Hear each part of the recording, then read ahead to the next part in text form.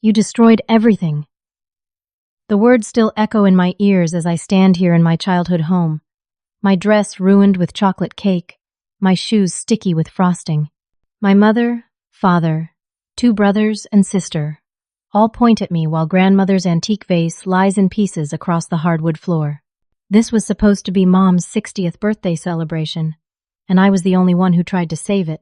But now I'm walking to my car, keys trembling in my hand, making a decision that will change everything. Let me take you back 3 months before that horrible evening. I had started planning my mother's surprise 60th birthday party, with the enthusiasm of someone who genuinely believed this time would be different. This time, my family would see how much I cared. This time, they would appreciate the effort. I created spreadsheets for everything.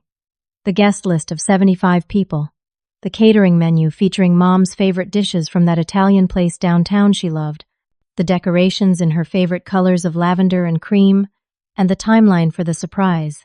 I assigned simple tasks to my siblings, believing that involving everyone would make this a true family celebration. My older brother Marcus, 38 years old with a confident smile that had charmed his way through life, was responsible for one thing: picking up the custom cake from the bakery. It was a replica of Mom's wedding cake, 3 tiers of vanilla sponge with buttercream roses. The baker needed 2 weeks' notice and $300, which I paid myself. My younger brother Tyler, 28, and still acting like he was in college, volunteered to handle the music. He promised to create a playlist of Mom's favorite songs from the 60s and 70s, all those Motown hits she would dance to while cooking Sunday dinner. All he had to do was show up with speakers and his laptop. Jennifer, my sister at 35, older than me by 3 years and always reminding me of it, took on what seemed like the easiest job, keeping Mom away from the house until 6 in the evening. She planned a spa day, manicures and pedicures, lunch at the country club, and some shopping. I gave her $400 to cover everything. The day of the party arrived with a kind of crisp October weather that made everything feel possible. I arrived at my parents' house at noon, arms full of supplies, heart full of hope. The caterers were scheduled for 4, giving us 2 hours to transform the space before guests arrived at 5:30.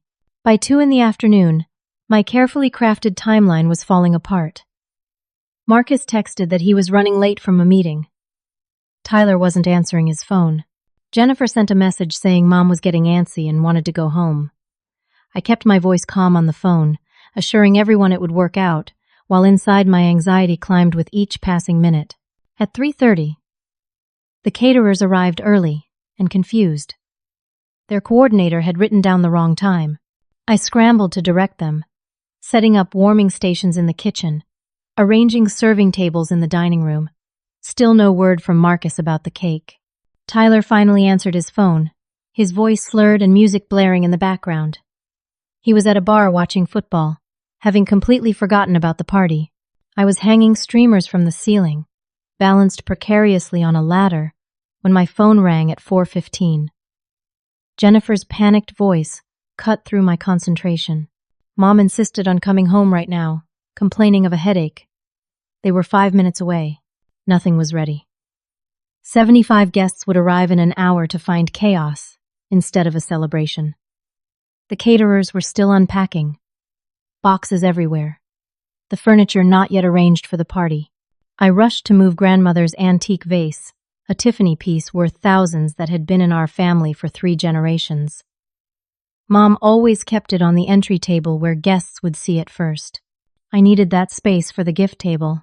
I had just lifted the vase, my hands careful around its delicate painted surface, when the front door opened.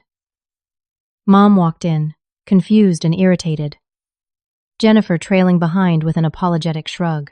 At that same moment, Tyler stumbled through the back door, drunk and loud, shouting about missing the game's final quarter for this stupid party. He crashed into me, his shoulder hitting mine with the force of someone who couldn't control their movements. The vase flew from my hands, arcing through the air in what felt like slow motion before shattering against the floor. The sound was devastating, like 100 wine glasses breaking at once. Pale blue and gold pieces scattered across the hardwood, some sliding under furniture, others crunching beneath Tyler's unsteady feet as he tried to regain his balance. Mom's scream pierced the air. Dad came running from his study. Marcus chose that moment to finally arrive, empty-handed, having completely forgotten about the cake. Within seconds, my entire family formed a circle around me, their faces twisted with rage and disappointment. "You destroyed everything!" Mom sobbed, falling to her knees beside the broken pieces. "That was my mother's vase. How could you be so careless?" Dad's voice boomed with an anger I rarely heard. "Frieda, that vase was priceless. It survived the Depression, World War II, moving across the country 3 times, and you destroyed it in seconds." Jennifer jumped in, her voice sharp and accusatory. "This is so typical. You always have to be in control, moving things around, changing everything. If you had just left it alone." Marcus shook his head with that condescending look he had perfected. "You know what your problem is? You try too hard and mess everything up. Always have, always will." Tyler, swaying on his feet, pointed at me with a beer bottle still in his hand. "She pushed me. I saw her elbow come at me when I walked in. She's trying to blame me for her clumsiness." The guests started arriving to this scene of devastation. Mom, humiliated, retreated to her bedroom in tears. Dad told everyone the party was canceled, his voice thick with embarrassment. Our family's dysfunction was on full display for everyone we knew. I stood there in the ruins of the party I had planned so carefully, cake frosting somehow on my shoes, though we never even had a cake, my dress stained with chocolate from the dessert table that had tipped over in the chaos. And in that moment, something inside me shifted. I looked at my family, really looked at them. Marcus, who hadn't completed a single task. Tyler, who showed up drunk. Jennifer, who couldn't manage the simplest responsibility. Yet I was the one being blamed. I walked to the hallway closet where we kept the security system monitor. Dad had installed cameras 6 months ago, after a break-in down the street. I pulled up the footage on the small screen, my hands shaking as I rewound to the moment of impact. The video clearly showed Tyler barreling into me, his body slamming mine with deliberate force. You could even see him adjust his angle at the last second to ensure maximum impact. "Look," I said, holding up the screen. "Everyone gather around and watch what really happened." But when I hit play, the screen showed only static. Error message. File corrupted. Tyler smirked. That same expression he wore when he used to blame me for eating the last cookie or breaking Dad's tools. Guess the system glitched. Technology, right? So unreliable. He worked in IT. He had access to our parents' system because he had set it up. The realization hit me like cold water. He had already deleted the footage, probably from his phone while everyone was screaming at me. And because he was the tech expert of the family, everyone would believe him over me. Dad barely glanced at the screen. "Stop trying to deflect blame, Frieda. We all saw what happened. You were holding the vase. You dropped it. End of story." The family I had spent 32 years trying to please, trying to earn love from, trying to protect, stood united in their condemnation. Not one person asked if I was hurt from Tyler's impact. Not one person wondered why Tyler was drunk at 4 in the afternoon. Not one person questioned why none of them had fulfilled their simple responsibilities.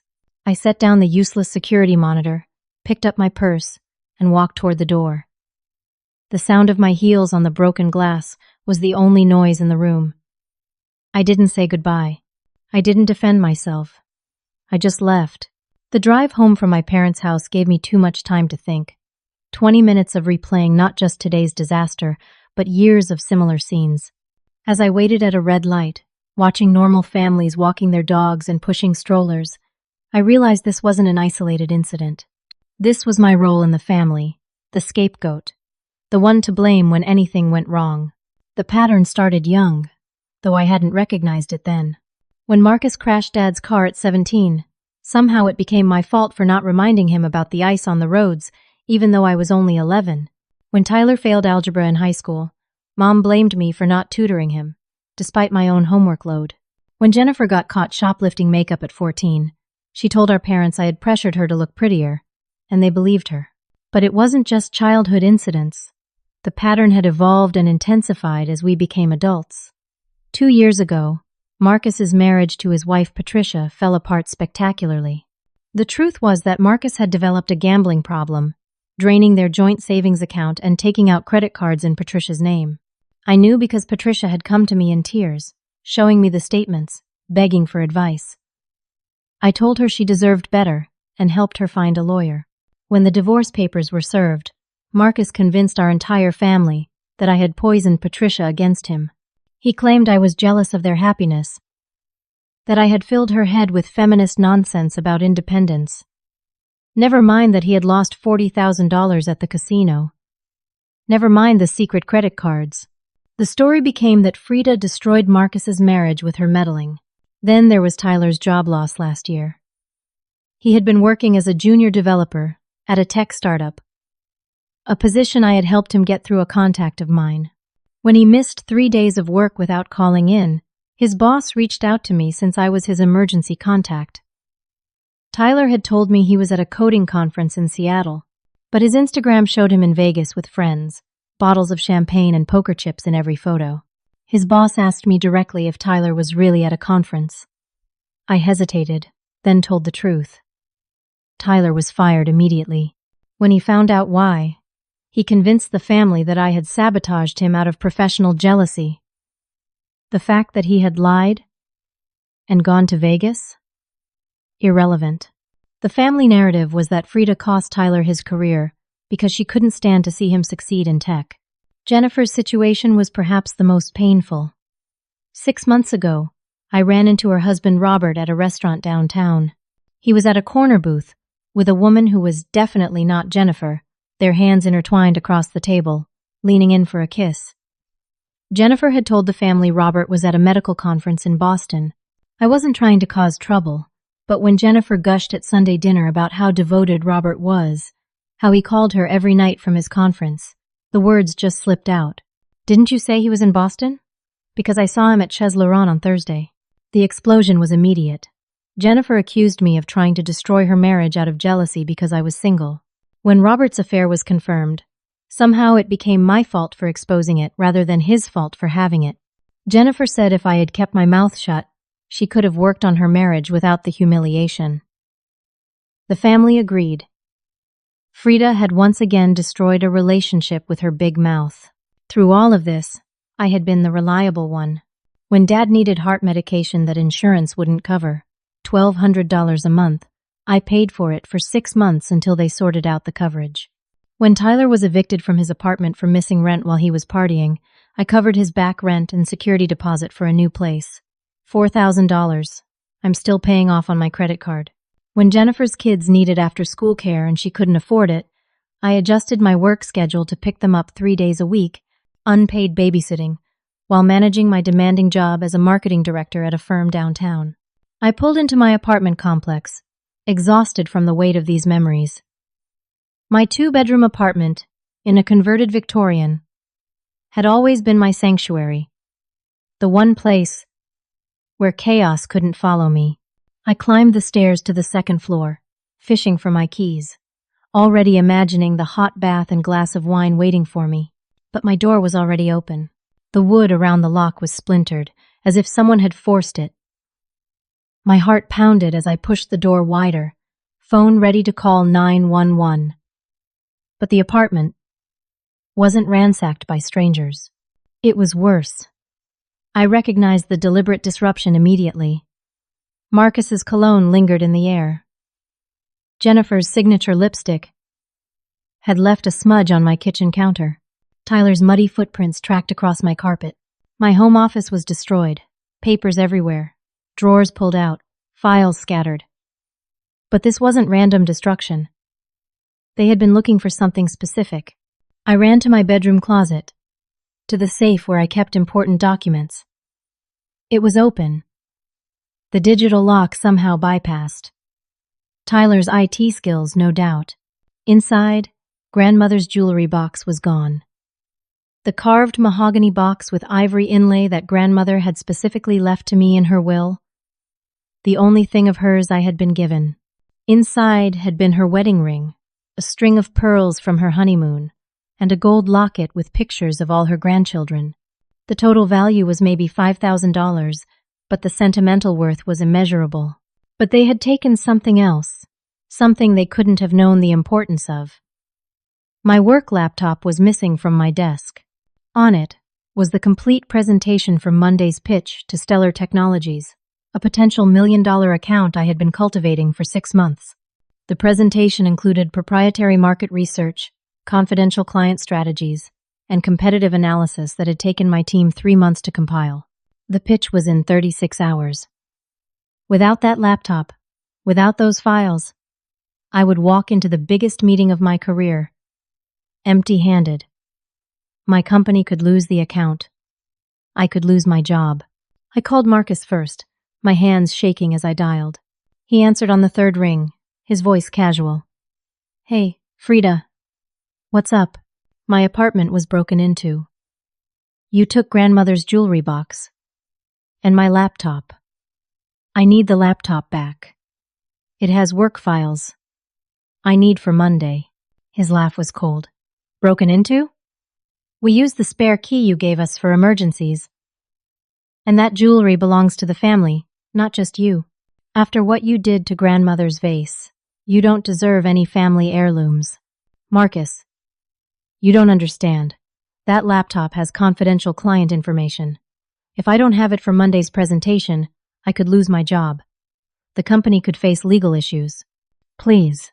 You know what, Frieda? Maybe it's time you face some consequences for once. You've spent years making everyone else suffer. Patricia left me because of you. Tyler lost his job because of you. Jennifer's marriage is hanging by a thread because of you. And now you destroyed the one thing Mom treasured most. So, no. You can't have your laptop back. Consider it payment for all the damage you've caused." The line went dead. I tried calling Jennifer, then Tyler, then my parents. No one answered. I texted, begged, pleaded. Nothing. I sat on my violated couch in my violated home, looking at the empty space where my laptop should be. They had no idea what they had done. That laptop contained presentations with NDAs attached, client lists that competitors would pay thousands to access, financial projections that could affect stock prices if leaked. If I reported the theft, my family would be arrested. If I didn't get the laptop back, my career was over. And if any of that information got out because they had the laptop, I could face lawsuits, professional ruin, even criminal charges for negligence in protecting client data. They thought they were punishing me by taking away my things. They had no idea they might have just destroyed my entire future. I walked to my bedroom window, looking out at the city lights. Somewhere out there, my family was probably toasting their successful revenge on the family scapegoat. They had my grandmother's jewelry and my laptop, thinking they had won some kind of victory. But as I stood there, something else occurred to me. My doorbell camera, the one I had installed last month after a series of package thefts in the neighborhood. It was small, discreet, something my family wouldn't have noticed. It uploaded directly to the cloud, to my personal account they didn't know existed. I pulled out my phone and opened the app. There it was, crystal clear. Marcus and Jennifer at my door at 5:45, just after I had left the party. Marcus saying, "She needs to learn she can't keep destroying everyone's lives without consequences." Jennifer responding, "The jewelry is rightfully ours anyway. Mom always said Frieda manipulated grandmother into leaving it to her."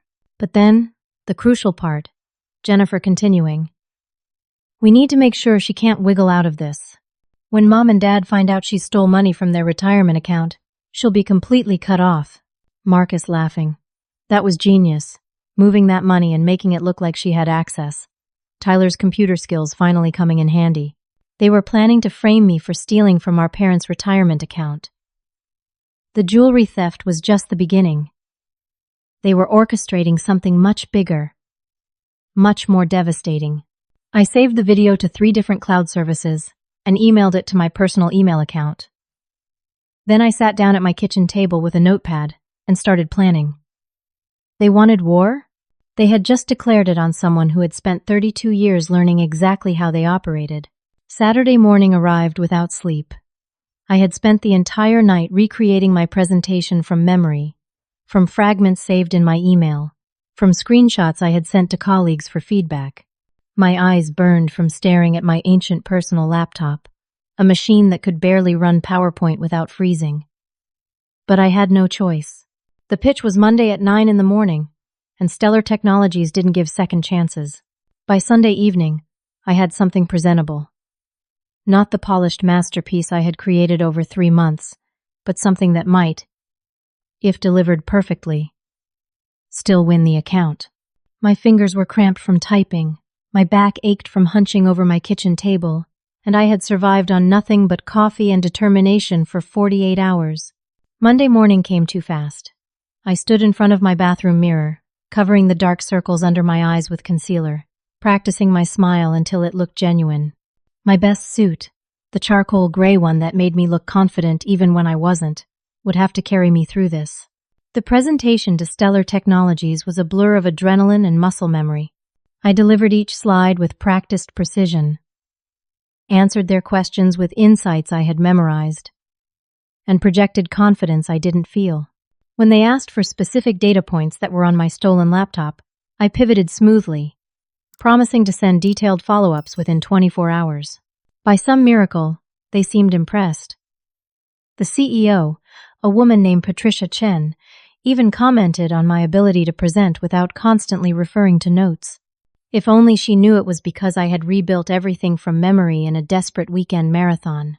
I made it back to my office, closed the door, and finally let myself collapse into my chair. That's where Margaret found me 20 minutes later. My boss and mentor, a 55-year-old executive who had climbed the corporate ladder when it was even harder for women to succeed. She took one look at my face and closed the door behind her.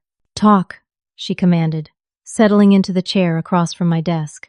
I tried to maintain professional composure, but the weekend's events came pouring out. The birthday party disaster, the vase, the break-in, the stolen laptop with client information, my family's coordinated attack. By the time I finished, tears were streaming down my face, my carefully applied mascara running in black rivers. Margaret listened without interrupting, her expression growing harder with each detail. When I finally ran out of words, she leaned back and studied me with those sharp blue eyes that had intimidated CEOs and board members. "Frieda, I'm going to tell you something I've never told anyone in this office.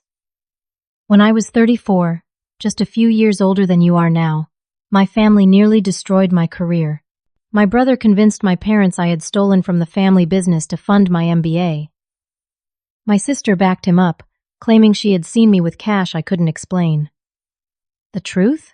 They were embezzling and needed someone to blame. I stared at her, this woman I had idolized for 5 years, who always seemed so untouchable and strong. She continued, her voice steady but with an undertone of old pain. I spent a year trying to prove my innocence, showing bank statements, receipts, anything to clear my name. You know what finally worked? Nothing. They never believed me. But you know what else? It didn't matter. I cut them off completely, moved across the country, and built my success without them. It's been 20 years. They've reached out occasionally, usually when they need money, but I've never responded. But they're my family, I whispered. Margaret leaned forward, her voice firm but not unkind. Family isn't defined by blood, Frieda. It's defined by respect, support, and love. What you've described isn't family. It's a group of people who've designated you as their emotional and financial dumping ground. Sometimes the only way to save yourself is to let them experience the consequences of their choices without you there to cushion the fall. She stood up, smoothing her skirt. Take the rest of the day off. Go home, change your locks, and make some decisions. And Frieda, that presentation you gave today? It was brilliant. Don't let anyone, family or otherwise, dim your light. I drove home in a daze, Margaret's words echoing in my mind. As I pulled into my parking spot, I noticed my landlord's truck. Mr. Peterson was standing by my door with his toolbox, already installing a new deadbolt. "Got your emergency call about the break-in," he said. "This lock is pick-proof, and I'm adding a chain for extra security. Nobody's getting in here without your permission." Within an hour, I had new locks, new keys, and a newfound sense of control. I sat at my kitchen table with my phone, staring at my family's contact information. 3 years of text messages, showing the pattern clearly. Me offering help, them taking it. Me setting boundaries, them mocking them.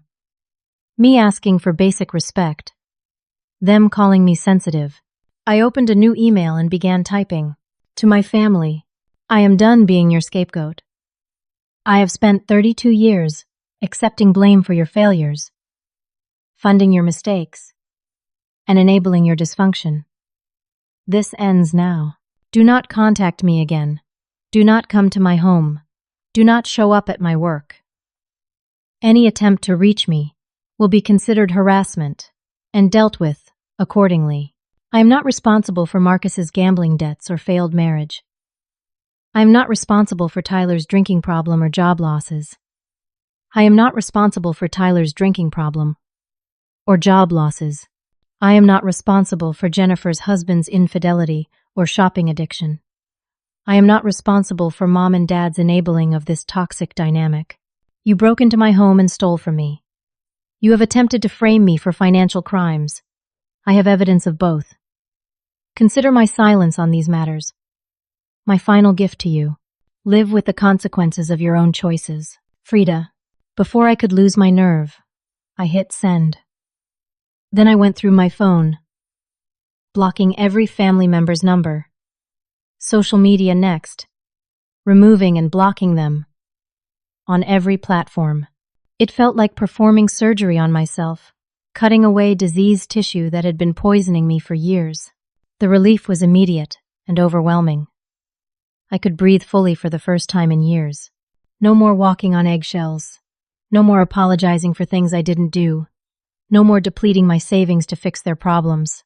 But as I sat in my secured apartment, surrounded by the silence of severed connections, I remembered something. Before sending that email, I had attached one thing. A screenshot from my doorbell camera showing Tyler at the birthday party, time-stamped at 4:14. Clearly intoxicated, his body angled toward me with obvious intent. Let them explain that to each other. Let them realize I had proof all along, but had chosen to protect them until they pushed me too far. My phone, now silent from the blocks, sat peacefully on the table. Somewhere across town, my email was landing in their inboxes. The family scapegoat had just refused to play her role, and they were about to learn what life looked like without someone to blame. The first week of freedom felt like learning to breathe underwater. I woke up each morning expecting the familiar anxiety, the dread of what crisis would need my attention, what blame would land on my shoulders. Instead, I found silence. Beautiful, peaceful silence. I threw myself into work with newfound energy. The Stellar Technologies deal came through, a contract worth $1.2 million over 2 years. Patricia Chen called personally to compliment the proposal, particularly praising the insights I had delivered during the presentation. Margaret promoted me to Senior Marketing Director, a position that came with a $15,000 raise and my own team of 5 people. For the first time in my adult life, my achievements felt like mine alone, not something I needed to minimize to avoid family jealousy or share financially to keep peace. The second week brought unexpected discoveries. Without the constant drain of family drama, I had energy for things I had forgotten I enjoyed. I joined a yoga studio downtown, the kind with exposed brick walls and gentle instructors who reminded us to be kind to ourselves. I reconnected with my college roommate, Sarah, whom I had neglected for years because family emergencies always took precedence. We met for coffee that turned into a 4-hour conversation, catching up on a decade of life. "You look different," Sarah told me, studying my face. "Lighter somehow, like you've put down something heavy you've been carrying." By the third week, I had established new routines. Morning yoga. Work where I actually left at 6 instead of staying late to avoid going home to crisis calls. Evening walks through the park. Dinner with friends I was slowly reconnecting with. I started therapy with Dr. Andrea Bolton, a specialist in family trauma and scapegoat dynamics. You've been programmed since childhood to accept responsibility for others' emotions and failures, Dr. Bolton explained during our second session. Breaking that programming isn't just about cutting contact.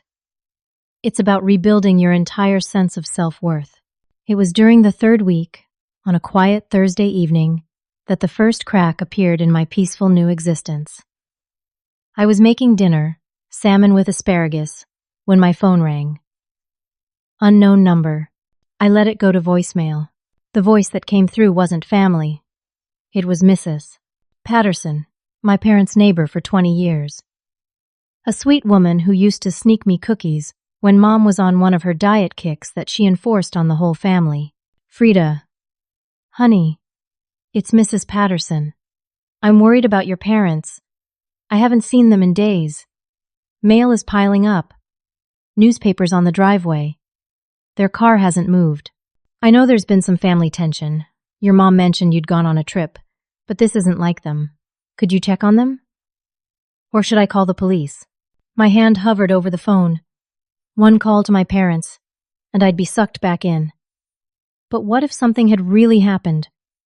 What if they were hurt? I thought about Margaret's words, Dr. Bolton's advice, the peace I had found. Then I called Mrs. Patterson back from my blocked number. Thank you for checking on them, Mrs. Patterson. I think it's best if you call for a wellness check. I'm not able to help with this situation. Oh, she sounded confused but accepted it. I'll call right away. I hope everything is okay. 2 hours later, as I was getting ready for bed, my work phone rang. It was a number I didn't recognize, but the area code was from my parents' neighborhood. Miss Frieda? This is Officer James Mitchell from the police department. We conducted a wellness check on your parents. They're physically fine, but we discovered some concerning financial situations. They asked us to contact you. My stomach dropped. I'm sorry, officer, but I'm not able to assist with their situation. There was a pause. I understand, ma'am. Just so you're aware, the house is in foreclosure proceedings. There have been some significant withdrawals from their retirement accounts that they claim they didn't authorize. We've advised them to contact their bank and possibly file a fraud report. You might want to secure your own financial accounts if you have any shared access. Thank you for letting me know. My accounts are separate and secure. After hanging up, I sat in my dark bedroom, pieces clicking together. Marcus and Jennifer's conversation on my doorbell camera about making it look like I stole from the retirement account. They had actually done it. They had stolen from our parents and set me up as the scapegoat. But without me there to blame, with that email showing I wanted no contact, their plan was falling apart. The next morning brought another call to my work phone. This time it was Robert, Jennifer's husband. Frieda, I know you don't want family contact, but I'm not calling as family. I'm calling as someone else who's been deceived. I need to show you something. Can we meet for coffee? Neutral location, public place, 30 minutes maximum. I agreed to meet him at a Starbucks downtown during my lunch break. Robert looked terrible, his usually perfect suit wrinkled, his face showing sleepless nights. He pushed a folder across the table. Credit card statements, text messages, bank records. Jennifer hasn't been paying for our kids' medical bills like she claimed. He started, his voice hollow. There are no medical bills. Our kids are healthy. The money she's been taking, the $70,000 she claimed was for treatments, it's been going to shopping and someone named Derek. I opened the folder. The credit card statements showed thousands at Nordstrom, Saks, designer outlets. The text messages were explicit, Jennifer telling this Derek about the money she was siphoning from various sources, including our parents' retirement account. She had been having an affair for 2 years, funding it with stolen money. There's more, Robert continued. That accident Tyler was in? The one where he hit that family? The victim is suing for $5 million. Tyler had 2 prior DUIs that your parents helped him hide by paying off the right people. But this time, the victim's lawyer found out. Your parents are named in the lawsuit because Tyler was driving their car, living in their house, and they knew about his drinking problem. They could lose everything. Why are you telling me this? I asked, pushing the folder back. Because your family is about to implode completely, and they're going to come for you hard. Jennifer already told me they plan to say you stole the retirement money. They have some backdated documents Tyler created. I wanted you to have evidence that it was actually Jennifer. He pulled out another document. It was a divorce filing and a custody arrangement. I'm taking the kids and moving to Colorado where my family lives. Jennifer won't contest it, because I have evidence of the affair and the theft. But Frieda, once I'm gone, once she realizes the money is gone and I have the kids, she's going to be desperate. They all are. Your parents' house is being foreclosed on. Marcus owes dangerous people money. Not just regular creditors. Real dangerous people. The kind that break legs. Tyler's going to jail for sure. And the lawsuit will bankrupt your parents. Even if they somehow save the house. I sipped my coffee, surprised by how steady my hands were. Thank you for the warning, Robert. I'm sorry you're going through this. He stood to leave, then turned back. You were the only normal one in that family. The only one who ever actually worked for anything. Achieved anything real. Don't let them drag you down with them. That evening, I had an emergency session with Dr. Bolton. I told her everything Robert had revealed. How do you feel about this information? She asked. I thought about it, really examined my emotions. Free, I finally said. They created this situation. Every choice was theirs. Marcus chose to gamble. Jennifer chose to steal and cheat. Tyler chose to drink and drive. My parents chose to enable all of it. And now they're facing consequences. Real ones. Without me there to soften the blow or take the blame. Dr. Bolton smiled slightly. That's a breakthrough, Frieda. You're seeing clearly that their chaos exists independently of you. You were never the cause. You were just the designated solution. And without you, they're having to face reality. That night, I updated my apartment's security system, adding cameras in the hallway and a chain lock on the inside of the door. I also consulted a lawyer, showing him the doorbell footage and Robert's evidence. If they try to implicate you in any fraud, we have clear evidence of their conspiracy, he assured me. Keep all documentation. Record any attempted contact. We can file for a restraining order if needed. As I lay in bed that night, my phone silent on the nightstand, I thought about the family I had lost, or rather, the family I had never really had. They were out there somewhere, scrambling to salvage their destroyed lives, probably spending their energy blaming me rather than solving their problems. The 4th week of my freedom was ending, and I was about to enter the 2nd month. Somewhere, my parents were losing their home. Marcus was running from dangerous creditors. Jennifer was losing her children and husband. Tyler was facing prison time. And I was finally, truly free. Day 32 started like any other morning in my new life. Yoga at 6:30. Smoothie at the juice bar next door. Arrival at the office by 8:15. I was reviewing the quarterly reports with my team when our receptionist, Nancy, called my extension. Frieda. There are some people in the lobby insisting they need to see you. They say they're family? Security won't let them up without your permission. My blood chilled. Tell security I'll be down in 5 minutes. Do not let them up under any circumstances. I saved my work, grabbed my phone to record if needed, and took the elevator down to the lobby. Through the glass doors I could see them all. My entire family, looking like refugees from their former lives. Mom, usually so put together with her weekly salon appointments and designer clothes, looked disheveled. Her hair was flat, her roots showing gray I'd never seen before. Her makeup was smeared, and she wore the same outfit I'd seen her in at the birthday disaster over a month ago. Dad stood beside her, his shoulders slumped in defeat.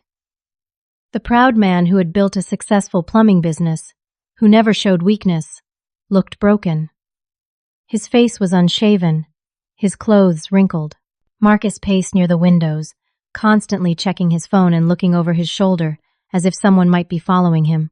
His confident swagger was gone, replaced by the twitchy movements of someone under extreme stress. Jennifer sat on a lobby bench, mascara streaking down her face in black rivers. The sister, who always looked Instagram perfect, who spent hundreds on monthly beauty treatments, looked like she'd aged 10 years in a month. Tyler leaned against a wall, wearing an ankle monitor that bulged obviously under his jeans. His hands shook slightly, the tremor of someone going through withdrawal. I approached the security desk, staying behind the protective barrier. Tom, the head of building security, stood ready to intervene. The moment my family saw me, they rushed forward as a group, only to be stopped by security's firm hands. Mom reached out desperately. "Frieda, please, we're losing the house. They're taking everything." Dad's voice cracked. "The retirement money is gone. Someone stole it all. We know you didn't do it, sweetheart. We know we were wrong." Marcus pushed forward. "I need $50,000, or they're going to hurt me. Really hurt me. These aren't regular creditors, Frieda. These are serious people. They already broke my arm as a warning." He held up his left arm, which I now noticed was in a cast. Jennifer sobbed loudly. "Robert took my babies. He's moving to Colorado. I need a lawyer, but I don't have any money. The accounts are frozen. I'm living in my car." Tyler remained silent until I started to turn away. Then he exploded, his voice echoing through the marble lobby. "You selfish bitch. This is all your fault. If you hadn't abandoned us, none of this would have happened. You always thought you were better than us, with your college degree and your fancy job." He lunged forward, breaking free from security's grip for a moment, grabbing my arm hard enough to leave bruises. "You're going to help us, or I'll make sure everyone knows what kind of person you really are. I'll tell them how you destroyed our family." Tom and another security guard immediately restrained Tyler, pulling him back as he continued shouting. "You think you're so perfect. You think you've won. But you're nothing without us. Nothing. We made you who you are." The entire lobby was watching now. Stellar Technologies, executives, entering for a meeting. My coworkers arriving for the day. Clients waiting for appointments. My family's dysfunction was on full display in my professional sanctuary. Then, from the mezzanine level, Margaret appeared. She must have been watching from above. She descended the stairs with the measured pace of someone who owned every room she entered, her heels clicking authoritatively on the marble. "Tom," she said coolly, "please remove these individuals from the premises immediately. If they return, call the police and have them arrested for trespassing." She turned to my family. "You have exactly 60 seconds to leave voluntarily, or I'll press charges for harassment, trespassing, and assault." She pointed to Tyler. "That one already committed assault by grabbing an employee. I have it on camera." My mother turned to Margaret, desperation making her bold. "You don't understand. We're her family. We need help." Margaret's smile was ice. "I understand perfectly. You're the people who broke into her home, stole her property, attempted to frame her for fraud, and have now shown up at her workplace to harass and assault her. Family doesn't do that. Tom, call the police." The security team began moving my family toward the doors. Tyler struggled against them, still shouting threats and obscenities. Jennifer wailed about her children. Marcus begged for just 5 minutes to explain. Dad said nothing, his silence more painful than words. Mom looked at me one last time, and I saw something I'd never seen before. The recognition that she had lost me forever. As they were forced outside, Margaret put her hand on my shoulder. "Go to my office. Take as much time as you need." I was sitting in Margaret's office, still shaking from the confrontation, when my phone buzzed with a text from an unknown number. It was Robert. "Just watched your family get escorted out of your building." I was across the street at the courthouse filing divorce papers. "There's something you need to know. Meet me at the same Starbucks in an hour. This is important." Margaret gave me the rest of the day off. An hour later, I sat across from Robert again, noticing he looked even more exhausted than before. He pushed his phone across the table, showing me a series of text messages. They were from Jennifer to Derek, dated yesterday. The first message: can't get money from parents anymore. It's all gone. Marcus took most of it for his gambling debts. Derek's response: what about your sister? The one with the good job? Jennifer: working on it. She'll cave. She always does eventually. And if she doesn't, Tyler has a plan. Derek: what kind of plan? Jennifer: he knows things about her company. Security stuff from when he helped set up their systems last year. He can make it look like she's been selling information to competitors. He kept backdoor access. My blood ran cold. Tyler had helped our IT department with a minor project last year when we were short-staffed. I had vouched for him, gotten him a temporary contractor badge. Robert took his phone back. There's more. Tyler already started. He's been accessing your company's systems for the past week, downloading files. He plans to release them publicly and make it look like you did it for money. He figured if you won't help them voluntarily, he'll destroy your career and force you to need them. I felt the room spin. How do you know this? Jennifer tells Derek everything. And Derek? He's been recording their conversations for months. He's actually an undercover cop. Jennifer's been under investigation for identity theft and fraud for 6 months. She's stolen from at least 12 people, not just your parents. The affair story was her cover. Derek's been gathering evidence, and your family's situation just accelerated everything. He showed me a business card. Detective Derek Matthews. Call him. He wants to talk to you about Tyler's cybercrimes. With your testimony and the company's cooperation, they can arrest him before he does any real damage. As I stared at the card, Robert added one more thing. The people after Marcus? They came to my house looking for him. They said if they don't get their money in 48 hours, they'll go after anyone connected to him. That includes you, Frieda. They don't care that you're estranged. They know you have money. I stood to leave, my mind racing with the implications. My family wasn't just self-destructing. They were actively trying to destroy me, too. Tyler was committing cybercrimes that could land me in federal prison. Marcus's creditors were now threatening my safety. Jennifer was part of a criminal investigation. Thank you for warning me, Robert. Take care of your kids. Get far away from this. As I walked back to my office building, I made 3 calls. First to Detective Matthews, agreeing to meet immediately. Second to my company's head of security, alerting them to the breach. Third to Margaret, telling her everything. By the end of the day, Tyler's access had been revoked. The FBI's cybercrimes unit had been notified, and I had a temporary restraining order against my entire family. I also had something else. A security detail, arranged by Margaret and the company. This isn't just a family dispute anymore, Margaret said gravely. This is corporate espionage, cyber terrorism, and organized crime. Your brother didn't just cross a line. He obliterated it. That night, I stayed in a hotel under an assumed name, my security detail in the adjoining room. As I lay in the unfamiliar bed, I realized the full scope of what was happening. My family hadn't just fallen apart without me. They had revealed themselves to be criminals who would destroy anyone, even me, especially me, to save themselves. The hotel room became my temporary command center. Detective Matthews arrived at 8 in the morning with 2 FBI agents specializing in cybercrime. They set up laptops and recording equipment on the dining table while I sat in a chair that felt like a witness stand. Miss Thompson, Agent Sarah Coleman began, her voice professional but not unkind. We've identified 17 unauthorized access points into your company's system, all traced back to credentials Tyler had from his contractor period. He's downloaded approximately 3 gigabytes of data, including sensitive client information and proprietary strategies. I felt sick. That's enough to destroy the company. Our clients would sue.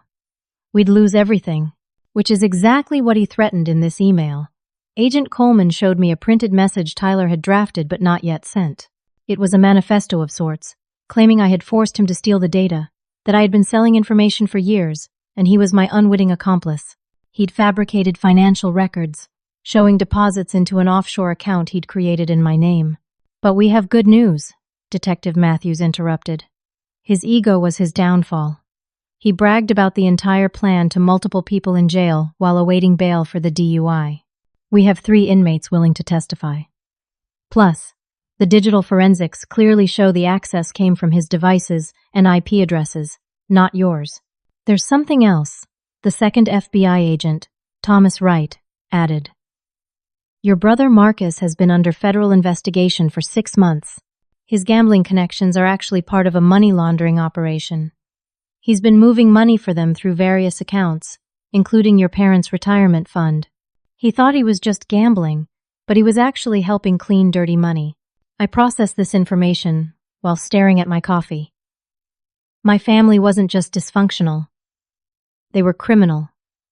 Every single one of them. My phone, sitting on the table, suddenly lit up with an emergency alert from my bank. Someone was trying to access my accounts. Then another alert. And another. Agent Coleman grabbed the phone. They're trying to breach your finances. This is happening in real time. Within minutes, they traced the attempts to Jennifer, who was desperately trying to guess my passwords from a library computer. She'd been arrested that morning for identity theft, based on Derek's undercover work, but had posted bail using money she'd hidden. Now she was trying one last desperate attempt to get funds. We need you to help us end this, Detective Matthews said.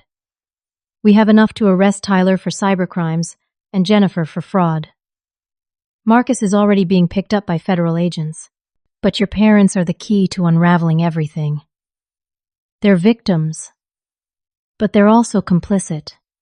They knew about Tyler's drinking, Marcus's gambling, Jennifer's stealing.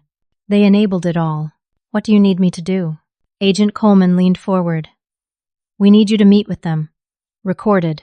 Get them to admit what they knew and when. It's the only way to ensure your brothers and sister can't plea bargain their way to minimal sentences by claiming your parents were the masterminds. I thought about Dr. Bolton's words in our last session.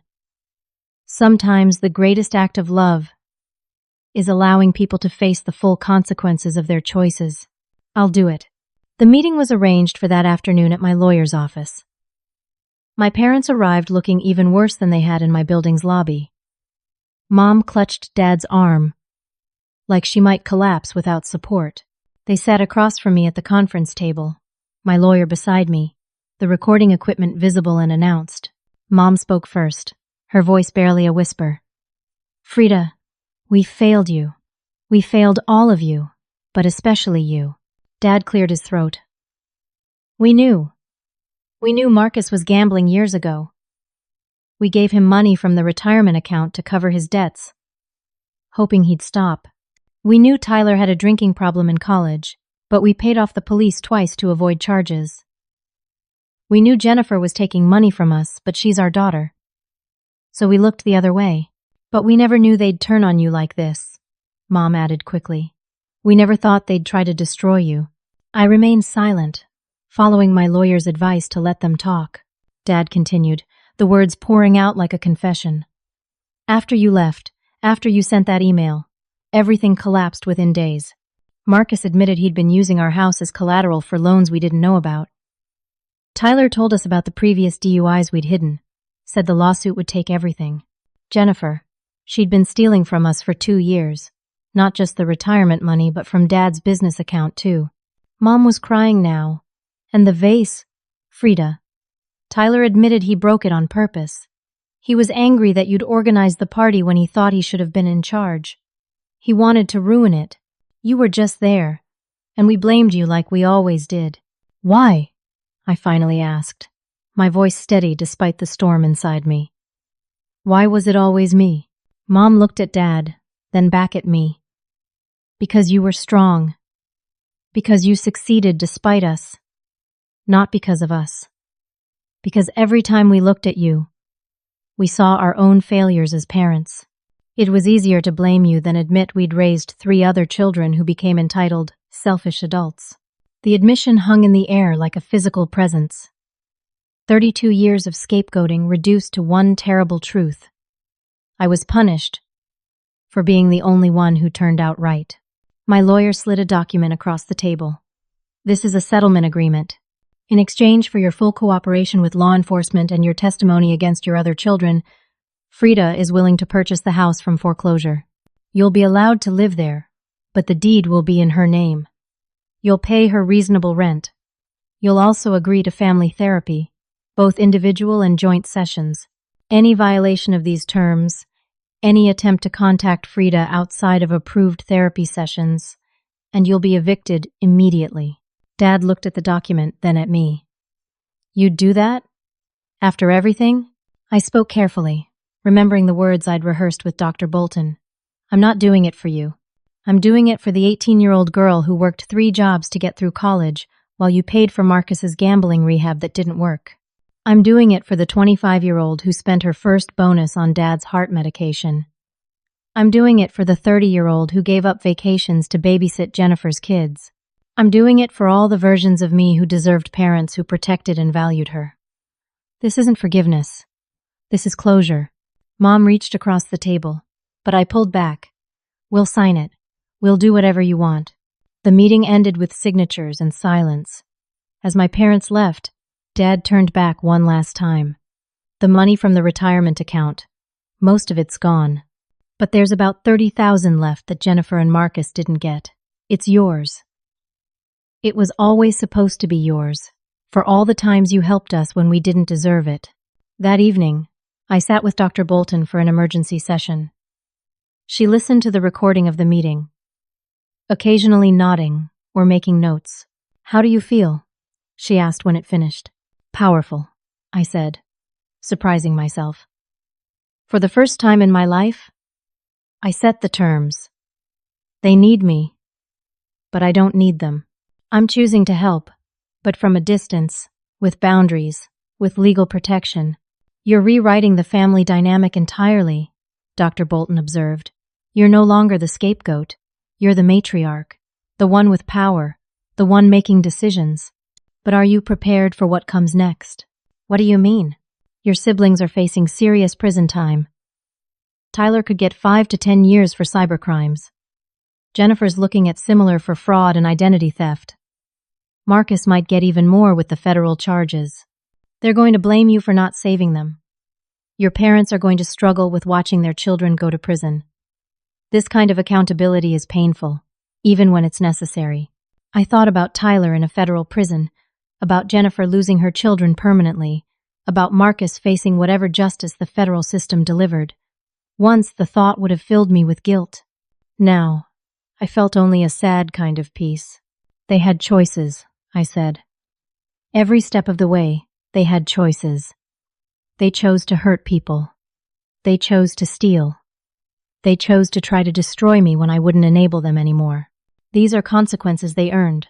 Dr. Bolton smiled slightly. That's the healthiest thing you've said since we started working together.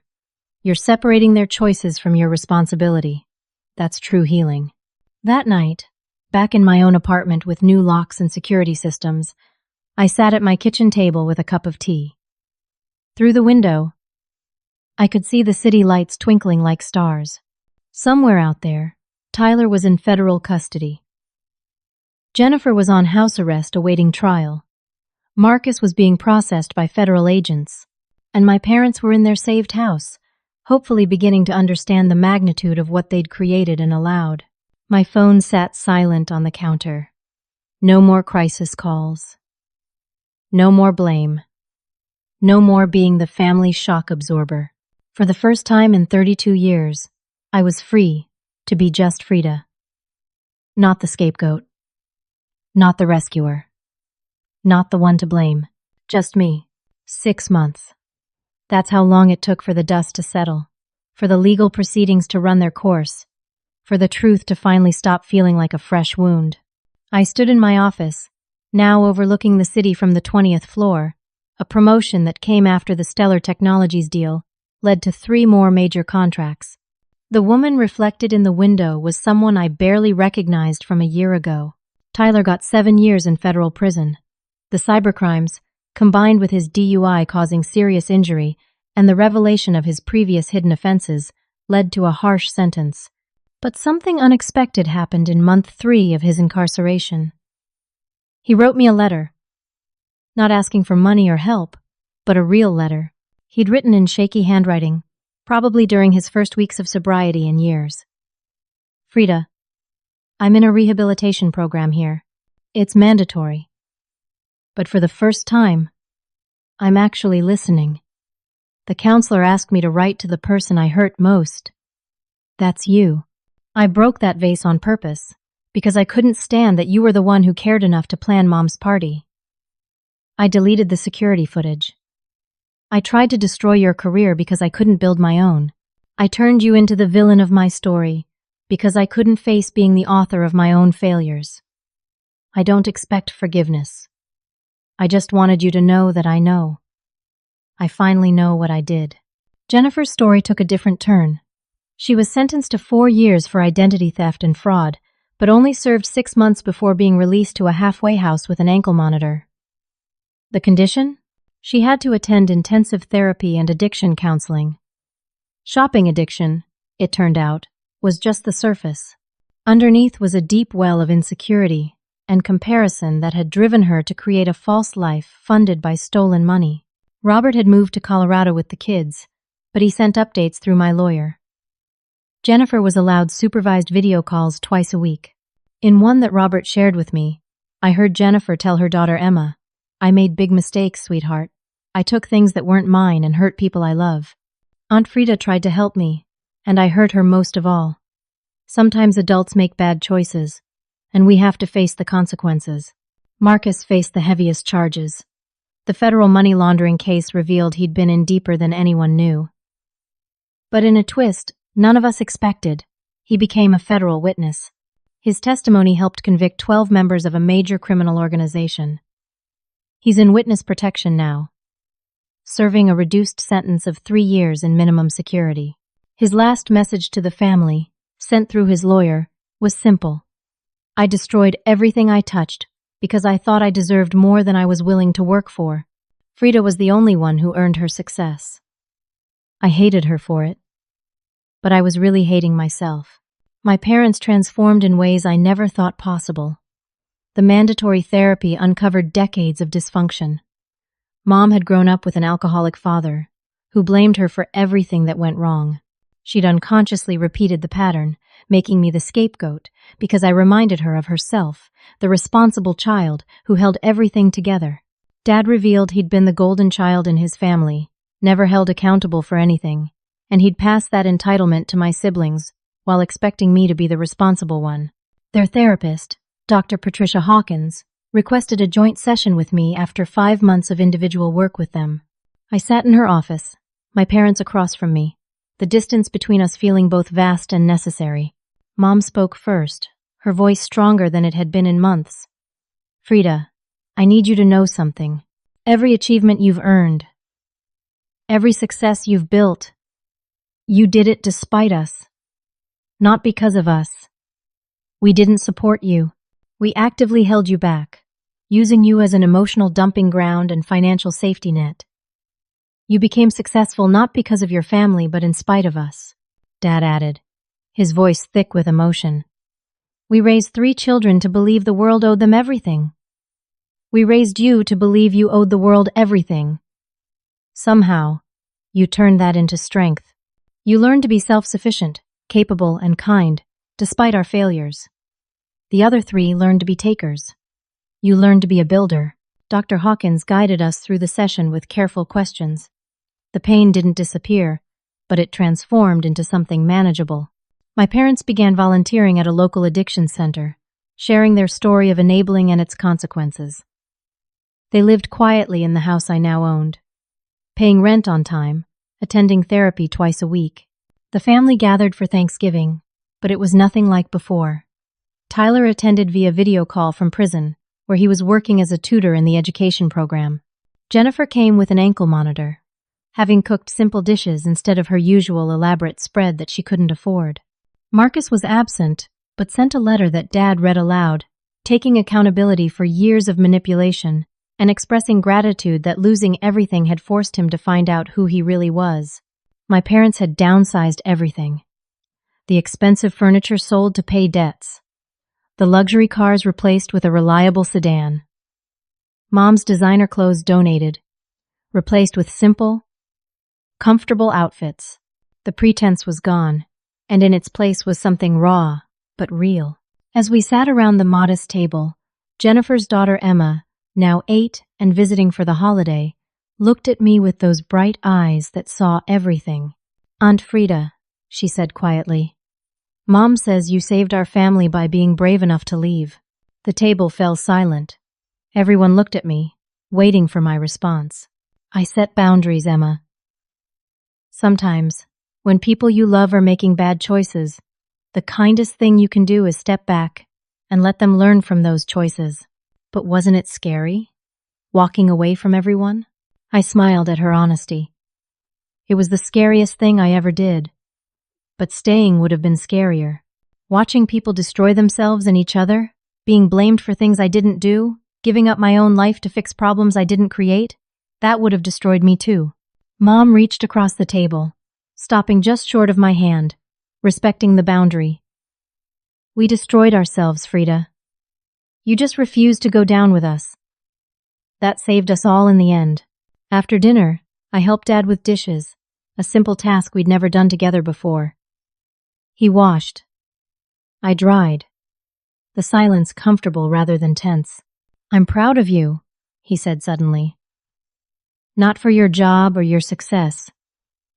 I'm proud that you were strong enough to break the cycle, to refuse the role we forced on you, to demand better from us, even when we didn't want to give it." Later, I sat on the porch with Dr. Bolton's words echoing in my mind from our last session. She'd said, "You didn't destroy your family by leaving, Frieda. You gave them the gift of consequences.